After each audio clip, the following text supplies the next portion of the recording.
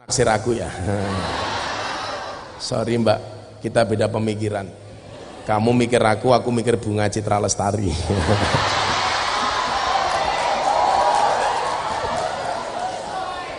Kamu tahu nggak bedanya jahe sama kamu? Kalau jahe itu mengandung nutrisi, kamu mengandung anak kita.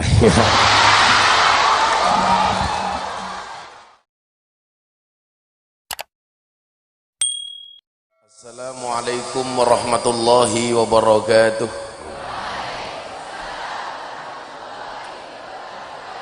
Alhamdulillahi rabbil alamin. Assalatu wassalamu ala asrafil anbiya wal mursalin Sayyidina wa maulana Muhammadin wa ala alihi wa ashabihil mujahidin at-tahirin.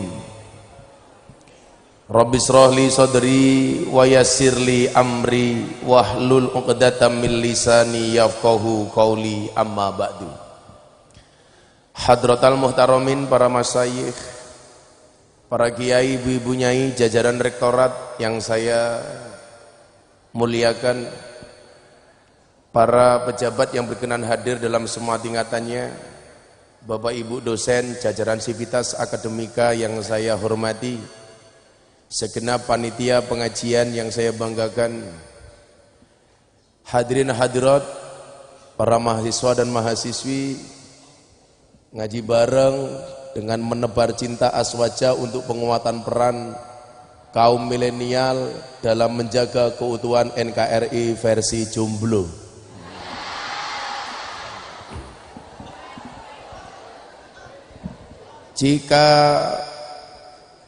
Jika teman membuatmu kecewa, jika pasangan membuatmu terluka, yakinlah Gus Miftah hadir dengan membawa cinta.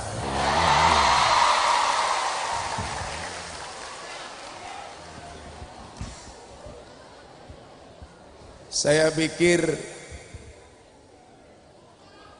filosofi cinta dan semangat mahabbah di Indonesia hari ini mengalami satu masa-masa yang sangat sulit, sehingga yang terjadi kemudian adalah apapun ketika perbedaan itu muncul, maka menjadi sebuah alasan Kim Jile teko.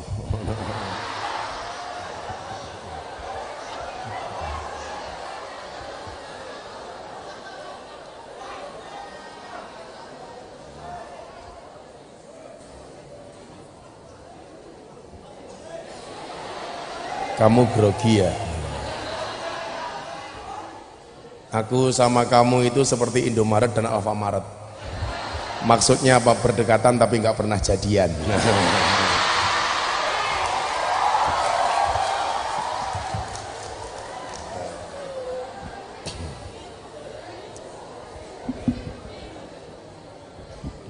Kenapa saya katakan mahabbah atau rasa cinta itu kemudian hari ini di Indonesia pada satu titik nadir yang sangat menggelisahkan. Yang terjadi hari ini adalah orang kalau sudah cinta dengan pemerintah, seburuk apapun itu kebijakan tetap dianggap baik. Tapi sebaliknya kalau orang itu sudah benci dengan pemerintah, sebaik apapun kinerja pemerintah tetap dianggap buruk. Makanya kalau dulu di pondok kita itu ada mahfudot yang bunyinya begini, wa ainur ridho an kulli aibin kalilatin. Orang itu kalau sudah ridho, cinta, seburuk apapun itu tetap nggak dianggap sama sekali. Tapi sebaliknya, wa ainus sukhti an kulli khairin tubdil masawiyah. Kalau orang itu sudah benci, sebaik apapun tetap dianggap sama saja. Maka disitulah kemudian saya sering mengatakan, kenapa cinta itu seperti air kencing di dalam kolam renang. Teko meneh. Kamu naksir aku ya? Sorry mbak, kita beda pemikiran. Kamu mikir aku mikir Bunga Citra Lestari.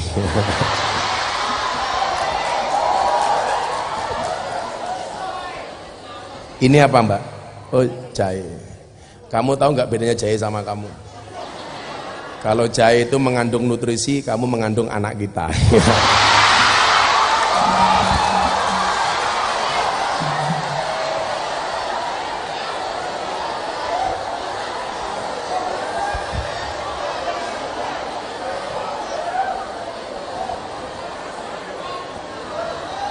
Codot.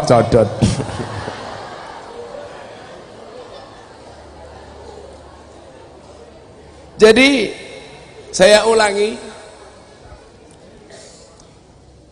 mahabbah itu kemudian menjadi penting ketika kita berbicara nanti pada akhirnya soal Ahlus Sunnah wal Jamaah. Posisi Nahdlatul Ulama di dalam beragama maupun bernegara sesuai dengan firman Allah surat Al-Baqarah ayat 143. Di situ Allah mengatakan wa kadzalika ja'alnakum ummatau wasaton. Umat yang tengah-tengah. Ada kalimat wasat, ada kalimat wastun. Kalau wasatun itu, ini kalau tongkat saya wasatun, maka yang namanya wasat itu pas tengah-tengah. Seperti ini namanya wasatun, pas tengah-tengah. Tapi kalau wastun, tengahnya itu bisa agak ke bawah atau agak ke atas. Saya ulangi, kalau wasatun itu, ini pas center di tengah-tengah itu namanya wasatun. Tapi kalau ke atas dikit atau naik dikit itu namanya wastun. Dalam Al-Baqarah 143 ini menjadi landasan kita Ahlus Sunnah wal Jamaah baik di dalam berkonsepsi bernegara maupun beragama. Umat yang wasatun. Dan luar biasanya lagi apa? Al-Baqarah itu terdapat 286 ayat. Ayat ini terletak di tengah-tengah surat Al-Baqarah 143. 143 kali 2 berapa? 286. Allah memerintahkan kita untuk menjadi umat yang tengah-tengah dengan menaruh ayat tepat di tengah-tengah surat Al-Baqarah. Yang dimaksud tengah-tengah di sini apa? Sebagaimana konsep Ahlussunnah wal Jamaah, Islam yang wasatiyah atau kita kenal dengan Islam yang moderat. Ini menjadi penting kenapa? Karena survei terakhir lembaga survei itu menyatakan jumlah warga Ahlussunnah wal Jamaah An-Nahdiyah di Indonesia itu sebesar 49,5%. Coba bayangkan, umat Islam di Indonesia itu 87%. Teko meneh. Suwe-suwe tak santet meteng loh.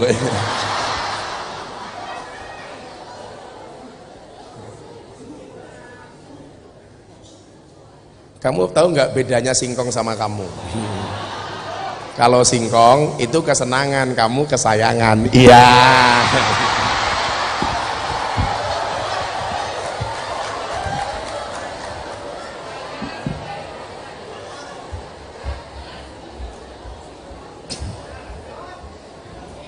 Ambiar. Loh, kalau ini belum corona lah. Kalau itu baru corona. Komunitas rondo mempesona. Nah. Makanya tadi saya masuk ke ruang apa ini, Pak? Aula Watu Dakon. Ada mbak-mbak pakai masker. Saya cuman batin. Ini takut corona apa merongos.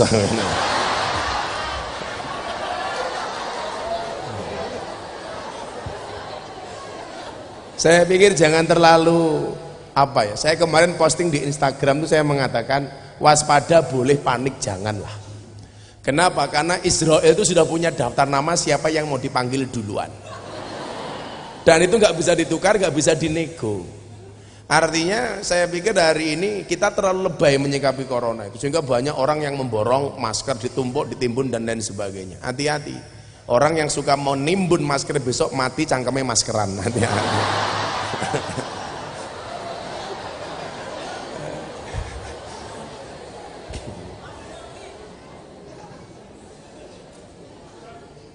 Survei terakhir lembaga survei itu, Pak, Warga Indonesia yang berKTP Islam itu kan sekitar 87% dari 260 juta. Itu sekitar 230 juta lebih itu adalah umat Islam. Dan luar biasanya lagi apa?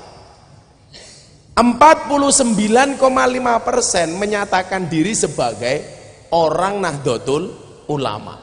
Jadi orang NU di Indonesia itu jumlahnya berapa? Hampir sekitar 115 juta jiwa. Posisi kedua saudara tua kita Muhammadiyah, dan jumlahnya berapa? 4,9%. Jadi Muhammadiyah itu warganya hanya 10% dari warga NU. Warga NU 115 juta, Muhammadiyah itu hanya sekitar 15 juta. Dilanjutkan lagi, yang suka demo-demo di Monas itu jumlahnya berapa? 0, sekian persen. Hanya 0, sekian persen. Jumlah warganya sangat sedikit tapi cangkemnya paling gede. Wah, itu loh persoalan. Ya nggak apa-apa, kelebihannya maziahnya memang dicangkem. Gitu. Jadi apa-apa demo, demo. Sementara kita yang 115 juta orang ini jarang mau demo.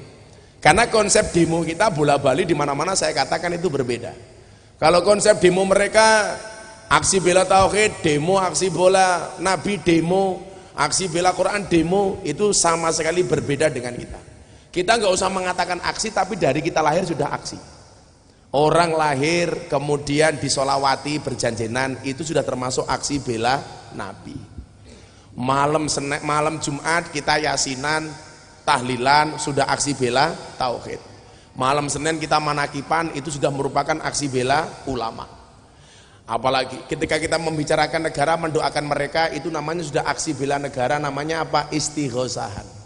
Quran seminggu sekali kita semaan, itu aksi bela Quran. Ilmu setiap kali kita sorokan, itu aksi bela ilmu. Jadi kalau aksi bela Quran semaan, aksi bela ilmu sorokan, aksi bela mahasiswi ya lamaran. Iya.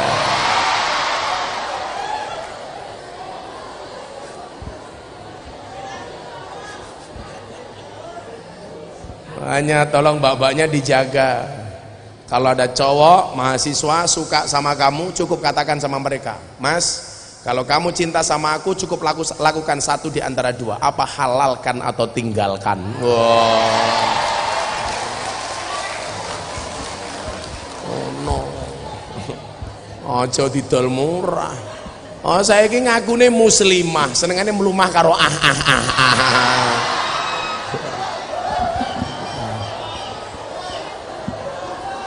Pertanyaanku, kowe iki sakjane muslimah apa kimcil syariah? Kembali ke tema awal tadi itu. Lah, ada dua amanat besar lahirnya NU di Indonesia ini. Yang pertama adalah amanat keagamaan, dan yang kedua adalah amanat kenegaraan. Yang pertama amanat keagamaan. Amanat keagamaan ini memberikan amanat kepada kita untuk mensyiarkan faham ahlus sunnah wal jamaah dan menjaga keberlangsungannya. Ini anak-anak yang terafiliasi dengan NU seharusnya paham. Teman-teman PM11 macam-macam itulah, paham harusnya.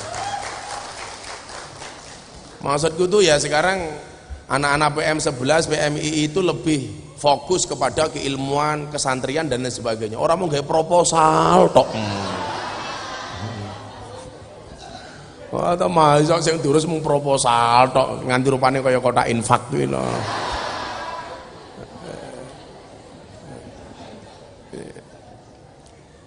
Faham amanat ini memerintahkan kepada kita untuk mensiarkan faham ahlus sunnah dengan mudah dan menyenangkan. Makanya ketika banyak wartawan tanya sama saya, Gus, kenapa selama ini konsep pengajian Anda itu dibuat enjoy, happy dan menyenangkan? Saya bilang, mau ngaji pisan kok digawe susah. Saya punya pengalaman begini ya adik-adik. Saya coba tanya sama kalian, orang yang datang ke klub malam, ke tempat karaoke, itu orang susah apa orang senang? Ayo. Orang susah apa orang senang? Orang susah. Orang susah yang mencari senang. Makanya namanya tempat hiburan. Maka nama lainnya namanya puskesmas, pusat kesenangan mas-mas. Apa yang mereka lakukan di situ? Karaoke, katok rock dibuka, oke, gitu loh.